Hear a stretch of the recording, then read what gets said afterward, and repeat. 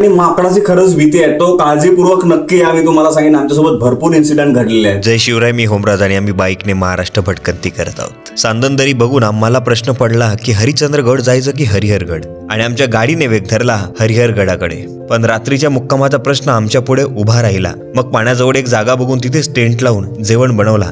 पण मनामध्ये थोडी भीती होतीच, कारण आसपास कोणीच नव्हते. मग मोबाईलवर बघितलं तर हा पिकनिक स्पॉट निघाला आणि इथली सकाळ आयुष्यात कधी न विसरणारी ठरली. पाणी, झाड, चंद्र, थंड गारवा आणि सेकुटीजवळ 2 मित्रांच्या मस्त गप्पा.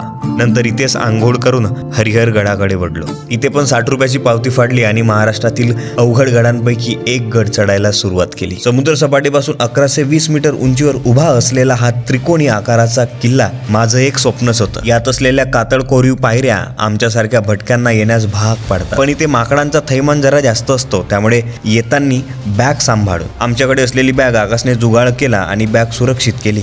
ह्या थरारक पायऱ्या चढताना भीतीपेक्षा एक्साइटमेंट जास्त होती हा गड चढण्याची. किल्ल्याच्या ध्वजस्तंभाजवळ जाऊन सुंदर नजाऱ्यांचा आस्वाद घेतला आणि गड उतरायला सुरुवात केली, कारण आम्हाला लवकर जायचं होतं. पण नियतीचा डाव वेगळाच होता. आम्ही रस्ता चुकलो आणि जंगलातून कशी तरी वाट काढत काढत पोहोचलो आणि ज्या घरी बॅग्स ठेवल्या होत्या तिथे कपडे चेंज करून आमची पॅशन रेडी झाली त्र्यंबकेश्वरसाठी.